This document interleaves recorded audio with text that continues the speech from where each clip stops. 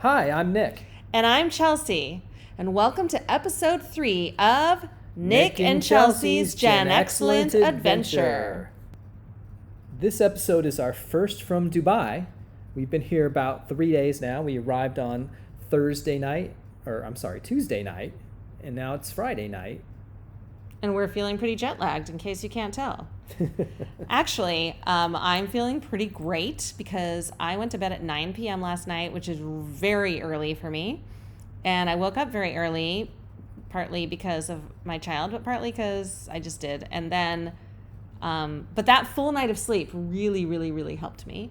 And our kiddo also got a pretty good night of sleep. And is currently sleeping and started sleeping at about 5 p.m. today. So we could not get him up for the life of us. We tried. We brought him into dinner and he would not wake up. So, I mean, that was mean like we went out to dinner and we carried him inside and he slept at the table. So he might still be jet lagged. Yeah, I think that maybe T had a little bit of a setback with that. We'll find out soon enough. Me, I haven't gotten there yet. I'm still dealing with the jet lag. I haven't adjusted quite as well as the two of you have. So I'm especially exhausted from having not gotten enough sleep and getting that sleep at not necessarily the most opportune times. Yeah, so thanks for recording right now, considering how you feel. Appreciate that. It's rally time. That's right. So we thought we'd just talk a little bit about our very last day in Seattle before we left and just kind of how it went. Because it was hectic. I mean, if anybody's moved abroad, you might be more organized than we are. I thought we were pretty organized, but we had so much to do. I mean, we were packing bags right to the last second. We had stuff going into bags when the driver of the van that was taking us to the airport was probably on his way. Absolutely. And I ordered another duffel bag. We had 23 and then we had 24 because there were just some things we felt like we couldn't fit in, and we didn't ship anything, so everything is going in our bags, or did go in our bags. And then we had to do the emotional goodbyes. Yes, it was very heavy. Well, so both sets of T's grandparents, or I shouldn't say both sets, my parents and your mom were both with us there at the pickup. Yeah. And all three of those individuals were pretty sad about us leaving. Yeah. And the night before, my sister came over. Was it the night before? Or 2 nights before? It was 2 nights, I think, because they weren't there that morning. No, it was the night before. They didn't sleep over, but they came over Monday night. Okay. Yeah, they came over the night before and brought dinner, and my brother-in-law made Persian food, and it was so good. And that was really nice. So we kind of said like a couple days of goodbyes. So it was like nice and also sad. And then the grandparents were especially sad and trying to be really supportive. I mean, they are really supportive, but they were palpably sad.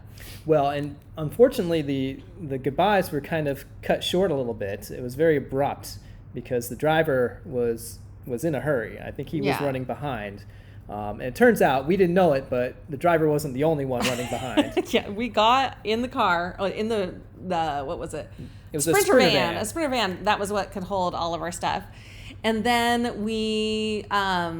I looked up my flight and I went, oh, wait, 17:15. Thinking in my head, isn't that 5:15? I thought we left at 6:30. And in fact, it was 5:15. And therefore, we gave ourselves, 2 hours from when we got picked up. A little less. Oh, no, you're right. 2 hours from when we got picked up to getting on an international flight with 24 bags.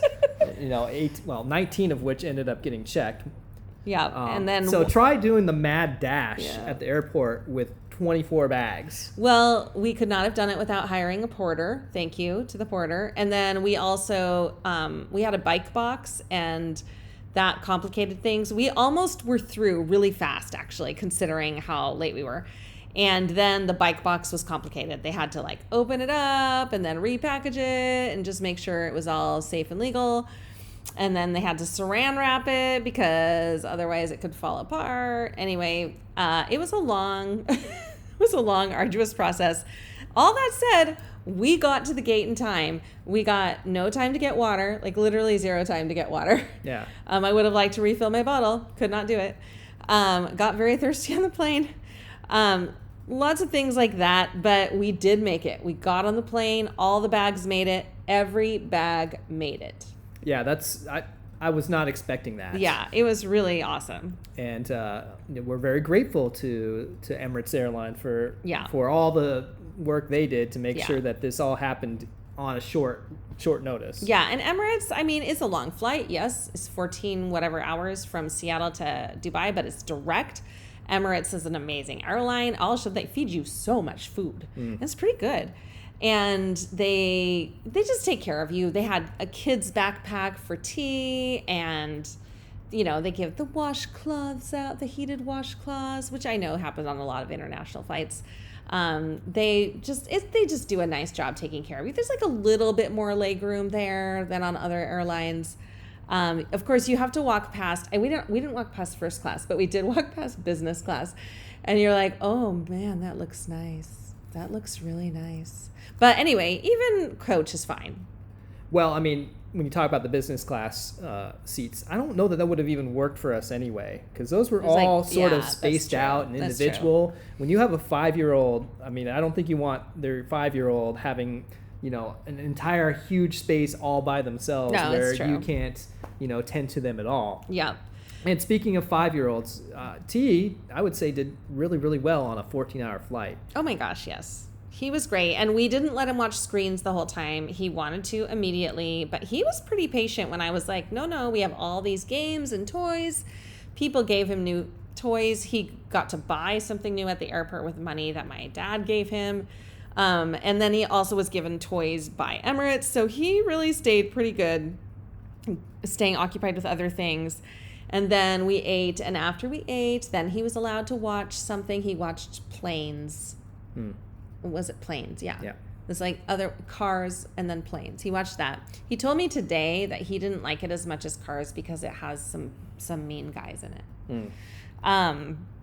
But anyway, that's kind of how the flight went. It went okay. I think my biggest regret from the flight is letting T sleep so much. He slept quite a while. He had a fitful sleep, but it did mean he couldn't have a full night of sleep when we got to Dubai. And he really needed that. And I think that's the general rule with overcoming jet lag, is to get on the time zone right away. And we just didn't do that by letting him sleep. Well, I mean, I didn't sleep at all on the flight, and that didn't help me. So I think he was fine. Okay. I think he did okay. Okay. But anyway, so that was the flight, and now we're here in Dubai. Yep. It's been 3 days. So Chelsea, what are your first impressions? Okay, well, I said this to someone today because I really noticed it. Everyone is selling something in Dubai. Ooh. Everybody's selling something. I mean, not like every single person I meet is selling something, but just everywhere you look, there's an advertisement, and I feel like that's true at home, but it's just like it's so magnified here. And so like and a lot of them, I'm used to billboards, but these are billboards that are like above on the metro line as you drive under it, and they're animated. They're like videos. And so it's just different. It's kind of distracting. I guess you just get used to it. But it kind of it's a very transactional culture. Does that sound right to you so far? Yeah, I think that's an accurate statement. Yeah. And I think other people that we've talked to would probably agree with that. Yeah. So that's kind of one of my first impressions. For me, I guess the first thing that I really noticed was just how many cranes there are here. I mean, everything is being developed. There's so many large buildings that are in the process of being built just outside our window. And we'll get to this a little bit later when we talk about our apartment. There's a gigantic something going in right at foundation level. So who knows what we're going to experience next year as far as that development goes. We might not see much. It might be up to our window by the time we're 6 months in. It probably will be. And we don't know what that sound is going to be like either. Right. And when will it change our view? Yeah. So, but that's something that we'll find out when it happens. Yeah. And then, of course, the other first impression that I'm sure everyone has, unless they come from somewhere just as hot or even hotter, is the heat. Oh, my gosh. Yeah.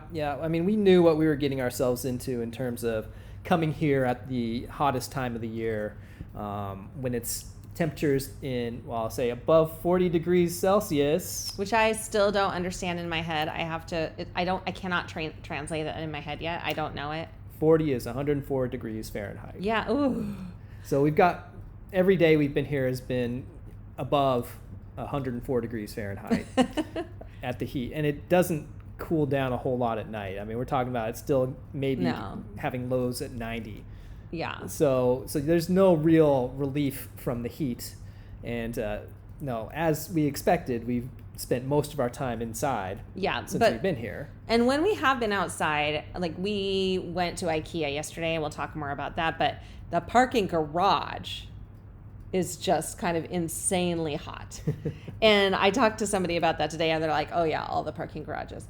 And I'm in my 50s now, and I think most women who are around this age will understand the body temperature change that I have had. But I have just different levels of tolerance for heat than I used to. And when I start to feel overly heated, I'm like, oh my God, get me out. I must be in some air conditioning right now. And Nick's over here like, it's fine. I'm like, it's not fine. On the other hand, I already dealt with dehydration. Yes. On that very first day, or I should say the first morning, got up and was like, oh, I'm feeling a little bit blah. And I think I hadn't had enough water. And I can remember when we were at the airport here in Dubai, we were walking across the street outside. So it was hot. It was nighttime, but it was still hot. This was T experiencing his first, temperature of his new home. Yeah. And there was somebody going across the crosswalk with us who he talked to. And this adult said, the main thing for adjusting is to make sure you drink a lot of water. And boy, did I learn that right away. Oh my gosh. I have been nagging some more Nick for years about water. And actually, I shouldn't say that. I will bug him about it, and then I don't bug him as much as I want to, because I don't want to be as naggy of a partner as I think he would hate that, actually. So I don't do it, but I am now wishing I'd done it more, because Nick is terrible about drinking water. He's always been that way. And so, he learned the lesson the hard way. But somebody that we met gave us a suggestion for a rehydration drink called something sweat. Looks like water, doesn't taste like it. What was it called? Picante sweat, or like something funny. Anyway, the drink worked. I mean, I came back pretty quick. Yeah. So it wasn't like it was a severe case of dehydration. It was a nice little reminder right at the beginning, and hopefully I will do a better job. Picari sweat. Okay. Hopefully I'll do a better job going forward from here. Yeah. Water, very important. And we haven't yet figured out, we have a water filter under our sink and a drinking faucet, or a drinking handle. And it's not great. It's okay. It's safe, but it's not great. We got to figure out if we need to learn something about how to change the filter, things like that. I have to get used to drinking that water. We are from Seattle. The water is amazing in Seattle, and it is hard for me to drink this water with gusto, but it needs to be done. We don't want to waste 1 million plastic bottles. That's silly. Okay, so moving on. The apartment where we are is right across the street from my school, and that is amazing. That you cannot beat the location for that. It's also in an area called Al Barsha, which is a really lovely residential area. There are lots of villas. I don't know if there are houses because I haven't been all over. Lots of apartments, lots of villas. Right now we are in a quiet time in Dubai because school hasn't started up yet, and lots of people take off for the summer. So it feels like lovely and like not that loud. I'm sure that will change once everyone's back in town. But it's a great location. The apartment is functional. It's a 2-bedroom apartment. It's functional. It's 2 bedrooms. It's got a kitchen, bathroom, 2 bathrooms, and it came with some minimal furniture, and it's fine. It's fine. I mean, you used the word that I was using, which is functional. I mean, Yeah. it's not the luxury apartment that you're going to find here in Dubai. It is kind of a nice view, though. We're on the 9th floor, and we're facing towards the water, and it's really a pretty good view. I mean, you've got some cool buildings out there. I don't know if you know about the kind of the building you see in the advertisements. That's, I think, the really fancy hotel on the beach. Yeah, I think it's called Atlantis. We have a view of that right outside our window. You can see it not as well as maybe you would like, because we've had pretty good smog here. Yeah, I had read that there was smog here, but not like excessively. I hadn't read that a lot. I was unprepared for the level of smog in Dubai. I guess it makes sense because it's such a car city, and I don't know. I don't know what they do about pollution. I don't know if I haven't really seen solar panels, other things to take away from pollution, but it's stuff we'll have to learn more about. But yeah, the smog is intense. So our living situation is that we're still living out of our bags a little bit. 3 days in, and I guess when you have 24 bags, it's hard to find the time to unpack all of those. And it's hard to find a place to put everything because we don't have enough surfaces to put them in. Yeah, we still have furniture that we have to get. Mm-hmm. It was a furnished apartment, but it was minimally furnished, which we knew. So we're going to have to get some shelving, get some surfaces to be able to put things on. Right. And that's just not something we've been able to do yet. So those things make it so that we still have bags that are unpacked, and that's fine. I mean, we're doing okay. Yeah, we don't want anyone to come over right now. It's a mess, but we've cleared the coffee table so that T can do his puzzles and his games and make his magnetile creations. And that's kind of the most important thing, is making sure T has what he needs. So our stuff is getting unpacked slowly, partly because we're also making sure our kid gets outings and is getting what he needs. Go ahead. So the air conditioning. I mean, when we got here, and we didn't know this, we have 2 thermostats in our apartment and that control air conditioning. And apparently one of them was not functioning correctly, because half of the apartment was very cool and the other half was not. Yeah. And the half that was not was the bedrooms. Right. Which was not particularly convenient. Right. Yeah. But you know what? Somebody came from maintenance. We did not ask them to. We asked them to come and help us with something else. There's no water pressure in the primary suite bathroom. And it wasn't getting any heat. Turns out that's because you have to turn the water heater thing on, which I didn't know about. But anyway, when they came up to fix the water pressure, which they did immediately, they also said, there's some power issues and this and that. Anyway, they fixed a bunch of stuff, including resetting the air conditioning so that it was working better in the bedrooms.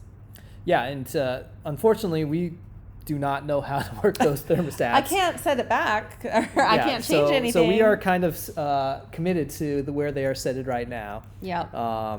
And it's fine. I mean, they're working now exactly what we need them to do. Yeah. The hot water switches was something new. Yeah. I mean, so what they have is they have on-off switches for the hot water heaters, and it's multiple hot water heaters here. You don't have just one. From what I read, they're actually different ones up in the ceiling, and so you have switches for these. We have one in our kitchen, and we have one for one of the bathrooms. Mm-hmm. Doesn't seem to be one for the other bathroom. No, it doesn't need one. Is it on the same? I think it's on the same one as the kitchen. Yeah. Okay. Yeah, and the shower didn't need it either. So I don't know. From what I read, it's because the water is hot, because it is so hot right okay, now. got it. So we were still taking warm water showers, even if the water was with the water heater off, because the water, I guess, is naturally that hot. Okay. During this time of year. I feel like as we talk about this, if any person who's from abroad is listening, they're like laughing at us because they're like, they didn't know about the hot water switches. I'm like, yeah, sorry, we're American. There will be a lot more yeah. moments like this, Yeah. both in this episode and Yep. I'm sure in many episodes to come. Yeah, there's this song that Nick knows only because I've played it, and most people listening will not know this, but there's a band called Eddie from Ohio, and Eddie from Ohio has a song called Stupid American, and it is in my head all the time right now. Here I am, stupid American. And I'm like, yep, that's me. Yep, stupid American. Well, the other things that we stupid Americans have are we're used to certain sizes of things, such as your washing machine. And I would say that our washing machine here is definitely a economy size. Yeah. Now, we have traveled a little, and we have used economy size washers before, so we do know that. We just haven't lived with it full time. So, and when you don't have a dryer, and you have this tiny washer, you're like, oh, okay, so everything is not fast, but I need to wash a lot of things. And we did the economy cycle tonight because we had to wash some sheets, and it was only an hour. But if we had done the normal cycle, it would have been like 2.5 hours. And I would like to hear from other people in the know, does it matter which one we do? I really don't know. Does this really make a difference? I don't know. If something's really dirty, should I do like the regular cycle? I don't know. But I do remember in the UK last year, we had some similar confusion around that. And they did have economy ones and some larger cycle things. And I was like, I don't understand. But it is a good thing to figure out. We got to figure it out. Yeah, well, also, a little smaller, so small that it does not exist, is a dishwasher, which, there's houses in the U.S. that don't have dishwashers, and we did not have one of those. That's right. So there is a lot of dishwashing going on. Yeah. When you take the dishes and the laundry, which we've only gotten started with because we hadn't had laundry detergent until today. Right. Or a drying rack. I can foresee dishes and laundry feeling like a full-time job. I mean, truly. Yeah, I think a lot of people in Dubai get maids. We're not going to be getting a maid. We don't have the budget or space for one. But it is. You can see why when you have to do so many loads of laundry and and you're also working full time. You're like, oh, wait a second, how do you get this all done? But these are just little things. We're excited to be here. It's just learning. We are used to having some conveniences, and we're learning how to do things without those conveniences, and that's not a problem. Speaking of conveniences, shopping in Dubai, everything can be delivered. Everything. And they have so many apps for it. They have so many services. I was talking to somebody today who got some pastries, and she said she got them first thing in the morning from her favorite little French bakery. And I was like, wow, you went out first thing? She said, no, I got these delivered. I ordered them first thing in the morning, and they were delivered still warm. And I was like, oh, right, delivery. Everything gets delivered here. And, when we say that everything gets delivered, I mean, it is everything. For example, we got a rental car delivered to us. It's so true. Yeah, I was whoa. That was actually Dubai point. That was a point for Dubai for me. I was like, oh, rental car delivery? Okay, yes, thank you. And no extra fee for that. And, that was something that I think we've decided it became essential right away. Yes. We were considering what were we going to do as far as a vehicle to start with, because the way it works here is that no one is eligible to actually purchase a car until they've gotten their visa. Yep. And that process is expected to take a couple of months for you? Yeah, I think so. And to get both of us on there, it's you have to establish credit. There's multiple things. Mm-hmm. I don't actually know if you have to establish credit, but you need to have a local bank account. There's multiple things especially if you need to finance your car, which we probably will. We don't know that for sure. It just depends on what kind of car we end up needing to get. But it's complicated, and I don't understand it all. But we were maybe we can live without a car. We're right across the street from her school. Maybe we don't need it.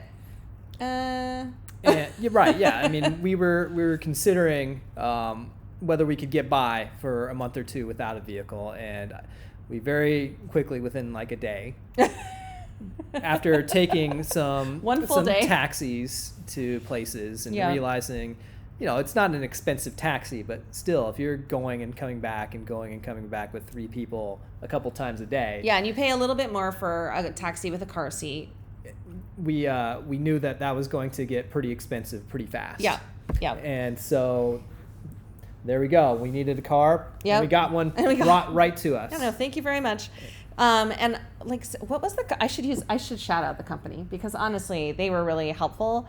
And it was somebody else had recommended them on some Facebook page. And I was like, oh, useful. Thank you. Can't find it quickly. Where is it? Oh,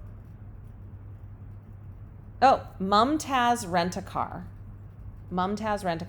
So they really helped us out. They got us the car really fast. Like within a couple hours, we were able to go to IKEA that day, which is why we wanted the car that day, so we could go to IKEA. Now, we had a friend who lives really close who had offered to take me to the grocery store, offered to take us to IKEA. But the thing is, like, you just don't want to ask somebody to do that, like, when exactly you need to do it. She would have arranged it, and it would have been great, and that would have been fine. But like, we wanted to do other things too, and we can't do everything on somebody else's schedule, and we can't expect them to do that on our schedule. Well, speaking of IKEA, that felt very much like being home. I mean, the IKEA here, a little smaller than the one that we would go to at home, but basically the exact same thing. Definitely I mean, IKEA. You're seeing the same products. The store layout is the same. You are going through the maze. Yep. With their shortcuts and everything. And so good luck getting out of there if you got to get out of there in a hurry. All the same merchandise for generally the same prices. Yep. And it did feel a little like here's a moment where you just get a little whiff of home. Yeah. And one nice thing about IKEA is that it's one of the only free indoor playgrounds around. I did not know. I'd heard the phrase "nothing's free in Dubai." I didn't really understand what that meant till we got here, and this lack of indoor play space that's free, it was kind of baffling to me. Because like you can go to a mall in Seattle, like let's say Bell Square, which has a really good kids area, and it's free. And there's kids things you can pay for too. There's indoor play areas, indoor trampoline parks, whatever. But that you pay for. But there's also plenty of indoor play areas you can go to for free on a rainy day or whatever. Most people just go to the playground outside even on a rainy day in Seattle, but there are no rainy days here. So indoor playgrounds are for the heat, which is a lot of the year. It's like almost half the year. And so you need a play area. And I learned very quickly that finding play areas was not a thing. And then I did on the the American Moms and Facebook page, a bunch of moms chimed in on my question about this and gave me some really good ideas, including IKEA. That was partly why we were like, we have to go today. T needs a playground. And it was great. I mean, was. He got some British kids, I think, that came in right before him. We were all signing up at the same time. And they all got their hour at Small Land playing together and had a grand old time jumping into the ball pits. Yeah. And let me tell you, I picked him up because Nick was checking out. And when I picked him up, he came running out smiling like the T I hadn't seen for a while. And partly I hadn't seen that, I mean, not that long, but like since the end of preschool. Yeah, he was really missing some social time. He's very extroverted. Now, speaking of shopping, let's get an update on our hashtag Team Healthy Family. Okay. Where, of course, we were not exactly eating the most healthy food we could in the last several weeks before we traveled, just because of not wanting to cook, not having the facilities to cook, living with your mom. Yeah, so many reasons. So, how we doing here? Well, we just ate some cookies tonight. We went to Shake Shack for dinner. We did cut up some cucumber, so that's something. Yeah, not great. So for the most part, we're still Team Healthy Family. Yeah. Because with all the things we're having to do in terms of getting ourselves settled, we are again in a situation where we are not able to cook in the way that we would prefer. Now, I did order some groceries, but it was just And it felt like a lot, but it really was not a lot when you have 0. So like I was like, oh, there's 3 bags. Oh, wait, we have 0 food. So 3 bags actually doesn't go very far. I got a few things, orange juice. I tried to get some breakfast stuff, but I thought I got a big box of cereal and it was really a single serving. So I was like, and this is where ordering is a problem, especially when things are labeled differently in their sizes. Well, I mean, that's why it's going to be important to learn the metric system. I really do need to. So that we can understand exactly what 700 grams means. Oh my gosh. We keep referencing the Nate Bargatze sketch on SNL when he's George Washington and talking about all of our crazy systems because it's so accurate, like the weirdness that America is with their systems when everyone else does it a different way. But anyway, got some groceries, don't have enough. Gonna go get more tomorrow, probably. But it is making it a little bit harder to get Team Healthy Family. Now, I did order 1 week of meals. Wait, did I order a month or a week? I cannot remember. Anyway, pre-made meals that we just have to warm up. And we were supposed to eat the first at dinner tonight. And then we weren't home. So we didn't. We ate Shake Shack. But those are healthy. They're a balanced meal. They have salad. They have a fruit snack. No, they're healthy, but we haven't started that yet. Well, hopefully they keep pretty well because we are behind already. And hopefully we're not in a situation where they are delivering every day. And if you miss a day, you just start piling up. Well, that would be true on the weekdays, but not on the weekends. Okay. So it's 5 days a week. So anyway, back to shopping. There's more shopping to be done tomorrow because my school is doing one of their orientation activities is to take us to Mall of the Emirates, which I've learned is called MOE. Okay, MOE. That's the acronym. So we're going to MOE tomorrow, and families are allowed. So Nick and T are coming, and they have a grocery store at that mall, and they also have some home stores if we need to get any furniture or want to just browse. And most importantly, but we will not be participating, is the ski hill. It's not even just a hill, like it's a ski resort. Yes, one of the remarkable sights of Dubai is this indoor ski resort that they built here, and we're looking forward to getting a chance to see what it's like. Yep. I can't even really fathom the whole concept, so it'll be eye-opening tomorrow to see just what this is and what the engineering was like to be able to create something like that in a place where it'll be 108 degrees tomorrow. Yeah.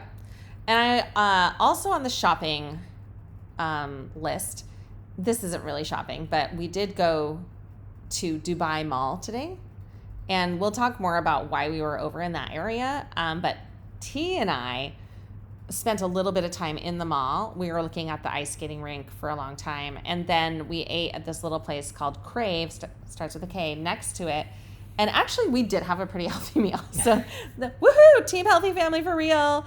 But walking through that mall, which we only saw a small section of, was fascinating. Fascinating. We entered on this Chinatown section. And so I guess Chinatown in Dubai is in a mall, and it's pretty big, and it was really cool looking. But it was just fascinating. I loved walking through and seeing like every culture under the sun there. And I was like, malls might be dying in the US, but they sure are not dying here. Everything is there. And we ended up like maneuvering our way through part of the mall to go meet Nick somewhere else, that you could get to him through the mall, kind of. And I was just fascinated, just absolutely fascinated. I am looking forward to exploring more, just because I was like, oh, this is where people go to eat. This is where people go to do like everything. They also have standalone restaurants and standalone coffee shops and all of that, of course. But there is so much in the mall. IKEA is in a mall. Mm-hmm. I've never seen IKEA in a mall before. They might have IKEA in malls in other states in Washington or in the U.S. I don't know, but I have not seen them. So there's kind of the summary of what we've learned about from a shopping standpoint. Mm-hmm. And from there, let's move into what we're going to create as a recurring segment here on Nick and Chelsea's Gen Excellent Adventure. This is a real podcast because we're going to have a recurring segment. And in this one, which goes with the theme, Yeah. is we're going to have our excellence of the past time period and our boguses That's right. from this past time period. So let's start, Chelsea. What is your excellent from our time here in Dubai so far? Okay, my excellent is the help from people.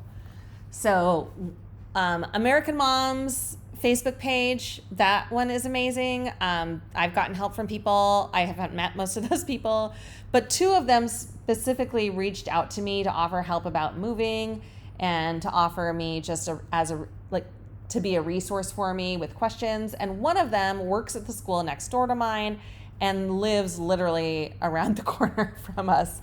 Different, not in an apartment building, but just in a villa, and like had us over yesterday to use the pool with her kids, and then like invited me and T over today for a play date, and we got to chat a little, and I was like, I'm feeling so cared for.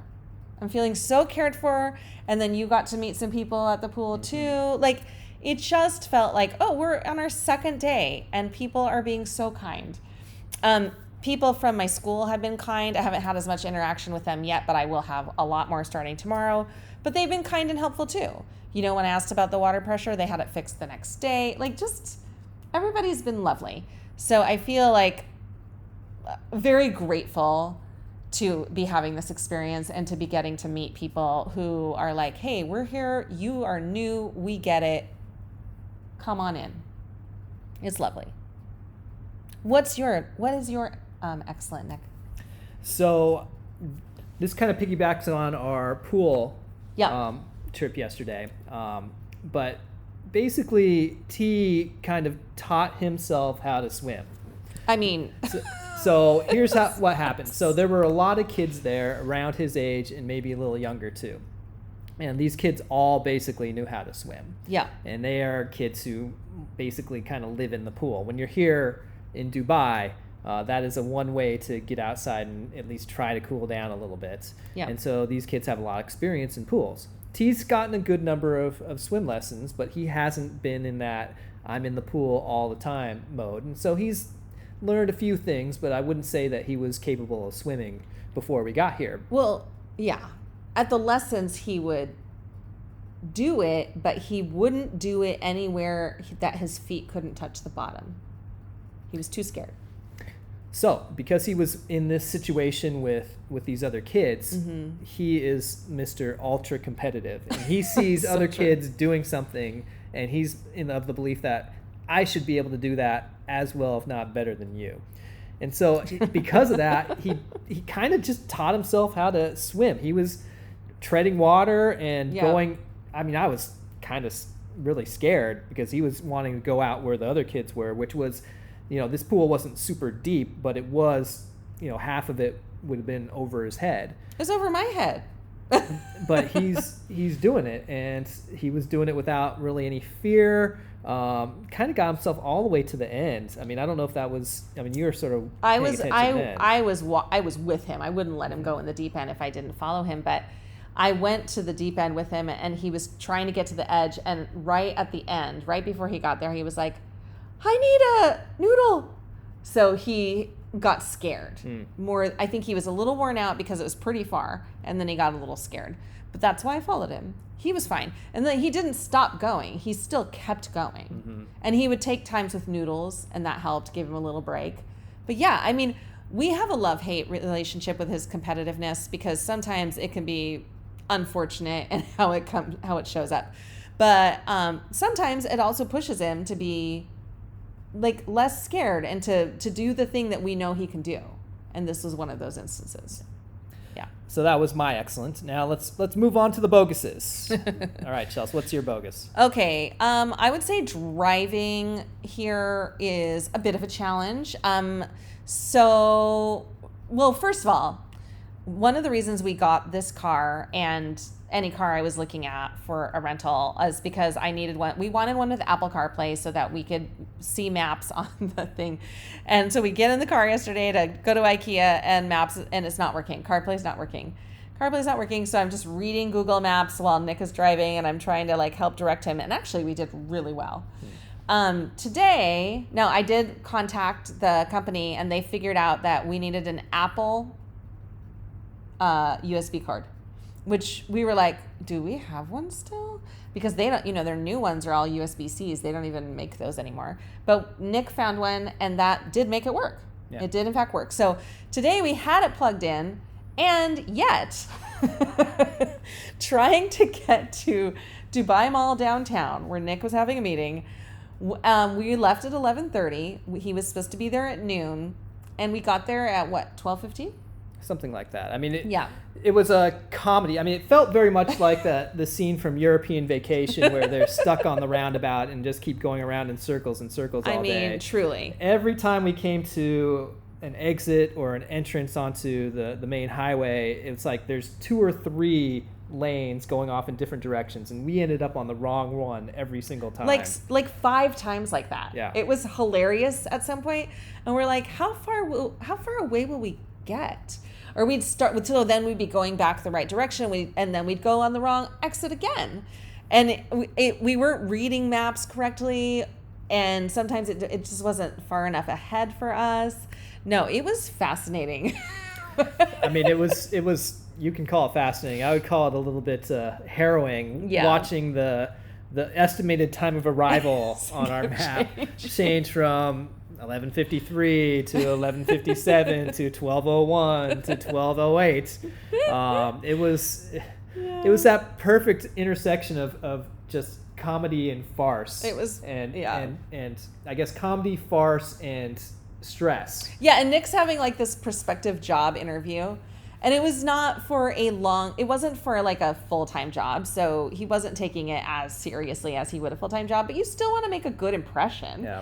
And like, oh my gosh, I started out being early. I ended up being so late, but you messaged them in between and they were very understanding. I think they were like, just be safe. And we're like, we're trying.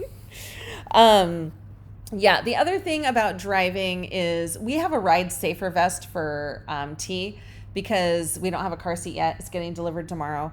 And we thought we wouldn't need one quite yet. But anyway, the ride safer vest is fine. I feel like we're doing something wrong. Like he can still like fall over in it really easily. Like I don't know, we can't figure out how to lock the seatbelt. So anyway, it's just, it will feel a lot better when the car seat isn't there and it feels like a normal situation because the ride safer vest also keeps him down low on the car, like a normal seat, and he can't see as well. So he's okay. He did fall asleep, which was easy, but no, driving is a thing, and I'm really a little bit scared about how that will go in the future. But and that's because when all the people come to town. Right. We've heard the horror stories about the traffic here, and we are in a spot where I don't think it's all that bad. Right. But we're talking about in a week or so, we've been told it's going to be a completely different level. And trying to figure out all those entrances and exits and doing that when you don't really know which one you're supposed to take, when you can't even move over in the lanes. I mean, that's going to be a next level challenge. Well, that was legitimately the other reason we got a car as soon as we did, because we could have probably gotten around a little bit longer, but then I started thinking, wait, if this is where the traffic is now and we want to learn how to drive in Dubai, we should probably start to get familiar now so that by the time it gets super trafficy, we're not as like scared of it. Yeah, practice makes perfect. Exactly. And we're going to be getting some practice on the very difficult roads of Dubai very soon. Yeah. Okay, so my bogus was driving follies, we'll call it. Nick, what was your bogus for the week? So, the first time we tried cooking here in our apartment, we had quite the disaster. By we, he means me. So, unbeknownst to us, the range, which is... Because we're stupid Americans. The electric range was covered by a glass sheet for protective purposes. Right. And apparently it is normal in a lot of places to have that glass sheet there, and then you take it off to cook, and then you put it back on when you're done. Right, but there's no sign on it saying, please remove before cooking. So the very first time we were using the stovetop, it was on top of that glass. And I guess that explains why it was taking a little longer than expected to boil the water. Yeah, I was like, why is this taking so long? And then as a result, what happened is that glass piece shattered into bits. I mean, it burst. It went so far around the living room, dining room, and kitchen. And I started to realize, I saw first the area of glass over the, the burner, over the burner break. I saw that break after I'd stopped using it, and I was like, uh-oh. So then I turned off the other burner where I had marinara sauce, and I removed the marinara sauce very quickly, and I'm so glad I did that, because about, 30 seconds later, maybe a minute, and I was hearing little things, but I didn't understand where it was coming from. I couldn't have done anything about it anyway, because I couldn't have lifted that glass off when it was hot.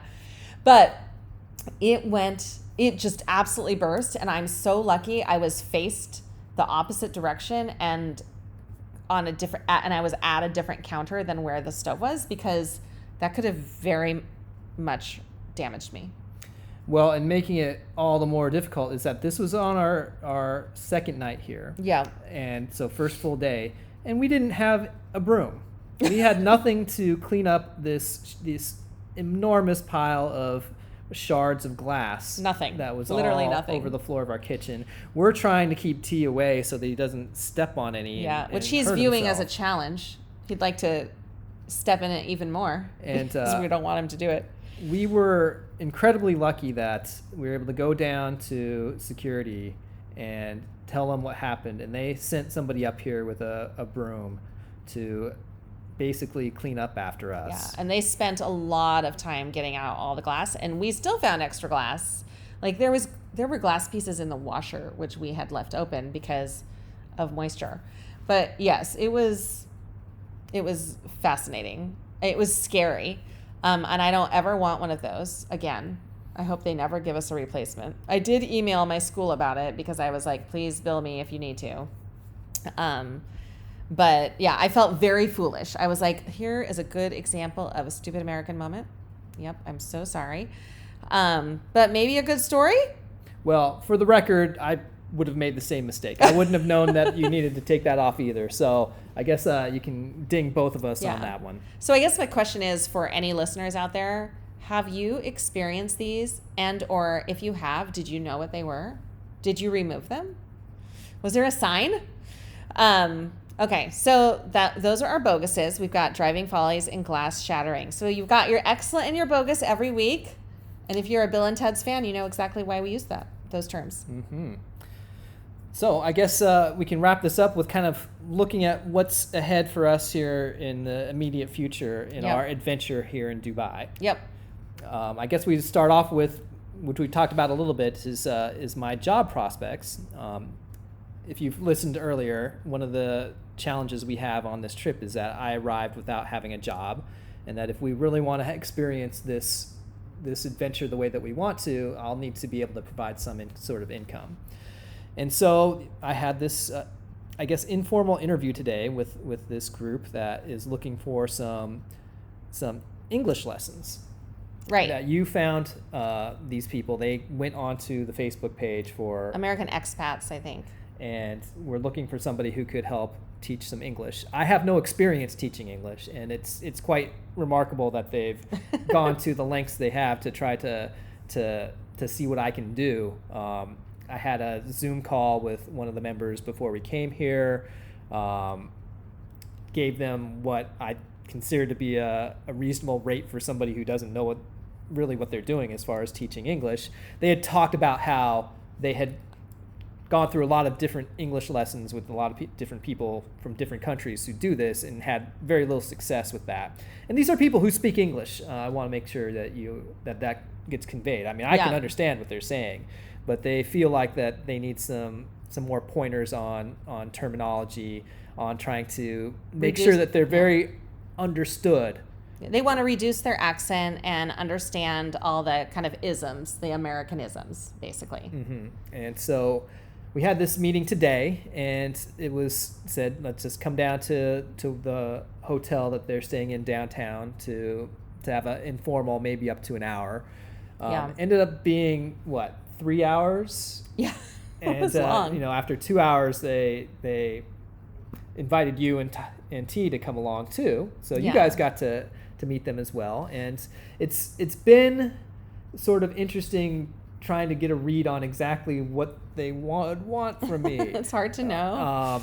So I guess I would look at the range of possibilities here, and it's all over the map. I could believe if I'd never heard from them again. That's a possibility. Yeah. There's a possibility that they'll be wanting me for like every single day for an hour to work with different groups of people, which, I don't know that I'm prepared to commit every single day, especially when it involves driving into downtown Dubai each time. Right. And then there's the possibility that it could be something even more, as they were talking about somebody working with their digital media and maybe needing somebody who speaks with an American accent to round out that team. I mean, so you could do that. Who knows? Who knows where this is going? They're really friendly people. Really friendly, very hospitable. I feel like we got some real, some European hospitality. So it was kind of a combination of Middle East and European hospitality, which makes sense. Well, and the main person is Turkish. Yeah. So there you go, European and Middle Eastern. Yep. And the second person is Ukrainian. So so people coming from different places trying to perfect their English. And I think where hospitality is really valued in countries more than it is in the U.S. And it's kind of nice to see that. It's nice to be in that. You also don't always know how to navigate it because you're not used to it. Like, wait, is it rude for me to say I want to leave? Or I have to leave? Is it rude for me to say no? Sometimes it is rude to say no. It's a little bit tricky, like how to navigate. It's one of those cultural differences we've got to figure out. Well, I'd say that's one of the reasons why it ended up being 3 hours. Yeah. I wasn't sure if I was supposed to, extricate myself, or if it was like, we're talking and we're talking about things that aren't business and so forth. And it's like, does this just keep going on and on, or am I dismissed at some point? Yep. Well, we were never dismissed. No, we actually had to say we're leaving eventually because our child was about to fall asleep. So that's where that stands. By the time we have our next episode, maybe there'll be an update on that and whether anything came of it or not. Yep. Or maybe there won't be. Yeah, who knows? And then, of course, we still have so much to get to that we didn't get done before we left the States. Yeah. Things like getting our phone plans that's a big one. Switched so that they're not being charged as much there. That's our U.S. phone maintaining plans. our U.S. numbers. Yeah, we did get phone plans in the UAE. We have to, make appointments for T getting his uniform here for his school. Yeah. But one thing that might be positive is that we may have gotten a renter for our house. Yeah, it's really exciting. We won't go into all the details because it also is a little bit complicated, but it looks like we have people who are interested and are actually applying. So we're thrilled about that. And our house is wonderful, and we just want people in there who will love it and take care of it. And as we mentioned in the previous episode, leaving without having a renter was a huge weight on our shoulders. And should this all pan out, which we're hopeful that it will, that will really ease our minds a lot because we're not prepared to be able to take the financial burden of having to pay our mortgage as well as deal with the expenses here. Yeah. So that was really good to hear today, and we hope that ends up working out and that we have found people who will enjoy our house as much as we did. Yeah. So on that note, thank you for listening to this rather long episode, but we'll be back for more soon. We've got more we could tell you even about this week. Thanks, everyone.